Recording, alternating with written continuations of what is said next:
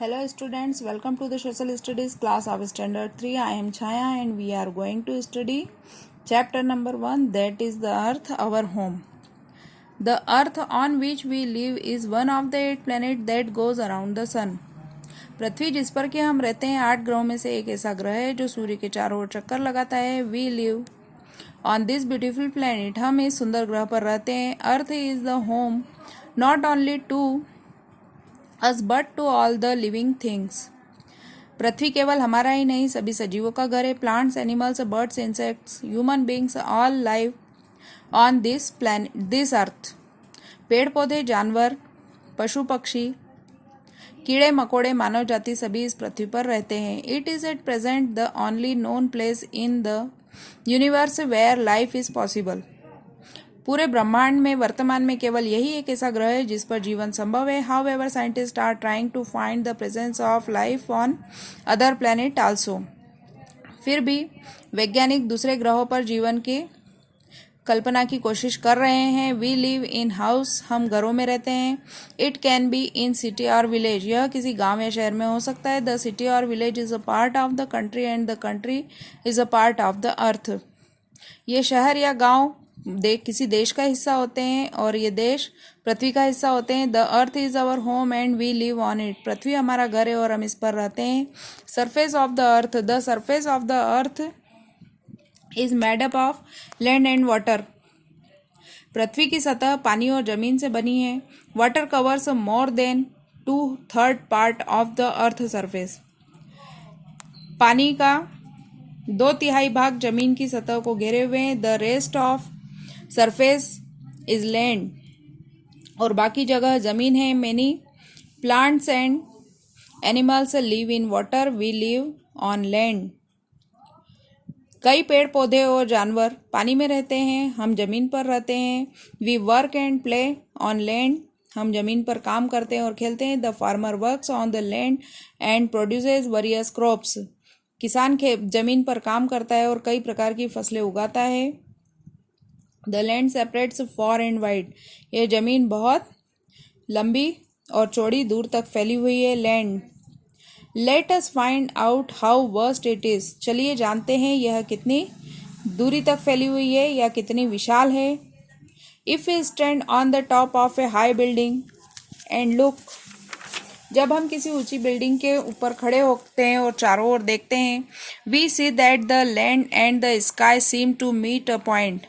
हम देखते हैं जमीन और आकाश किसी बिंदु पर मिलते हैं. This is called the horizon, इसे क्षितिज कहा जाता है. In fact the land and the sky never meet, जबकि पृथ्वी और आकाश कभी नहीं मिलते हैं. If we move towards the horizon, जब हम क्षितिज की ओर देखते हैं, वी फाइंड दैट द क्षितिज हॉरिजन आल्सो मूव अवे, हमको क्षितिज बहुत दूर होता हुआ दिखाई देता है. Actually we can not see the whole land surface at a time, असल में हम पृथ्वी की इस पूरी सतह को एक बार में नहीं देख सकते हैं. It is much bigger than what is appear to be, जितनी हमें दिखाई देती है उससे कई गुना ज्यादा बड़ी है. Water, many people have their houses near the sea, कई लोग अपने घर समुद्र किनारे बनाते हैं. Many towns and cities are located near the sea shores where water and land meet, कई शहर या कस्बे समुद्री तटों पर या किनारों पर बसे हुए हैं जहां पे पानी और जमीन मिलते हैं. These areas are called the coastal area, इसे हम तटीय क्षेत्र कहते हैं. If we stand on the coast and the look out towards the sea, जब हम तट के किनारे पर या समुद्री किनारे पर खड़े होते हैं और पानी की ओर देखते हैं, we notice that the water surface and the sky appear to meet at a distant point. हमें एक निश्चित दूरी पर पानी की सतह और आकाश मिलते हुए दिखाई देते हैं. The water, in fact the water surface and the sky never meet, जबकि ये पानी की सतह और आकाश आपस में नहीं मिलते हैं. We can not see the full water surface at a time, हम पूरे समय में एक साथ पानी की पूरी सतह को नहीं देख सकते हैं. The water surface is much bigger than what we can see with our eyes, जितना हम हमारी आंखों से देखते हैं उससे कई गुना ज्यादा पानी की सतह भी बड़ी है या दूर तक है. Air, all human beings, animals and plants need air to stay alive, सभी सजीवों को पेड़ों को, जानवरों को, मनुष्य जाति को जीवित रहने के लिए हवा की आवश्यकता होती है। Life is not possible on earth without air. जीवन की कल्पना हवा के बिना संभव नहीं है। Our earth is surrounded by an envelope of air. हमारी पृथ्वी चारों ओर से एक आवरण से ढकी हुई है, जो आवरण हवा का होता है। This envelope of air is called the atmosphere. और इस हवा के आवरण को हम एटमॉस्फेयर या वातावरण कहते हैं, पर्यावरण कहते हैं। The air is made up of number of gases. और ये हवा कई गैसों से मिलकर बनी है। We can not see air but we can feel it. हम हवा को देख तो नहीं सकते हैं, लेकिन उसे महसूस कर सकते हैं। The earth is our home.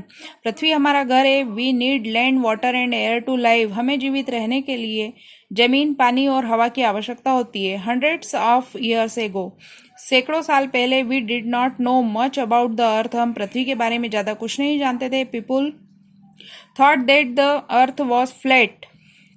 लोग सोचते थे पृथ्वी चपटी है। लाइक अ डिस्क, एक डिस्क की तरह या एक तश्तरी की तरह। They feared that if they went far enough. यदि वे बहुत ज़्यादा दूरी तक चले जाएंगे, वे सोचते थे वे यदि बहुत ज़्यादा दूरी तक चले जाएंगे, they would reach the edge of the disc and fall of.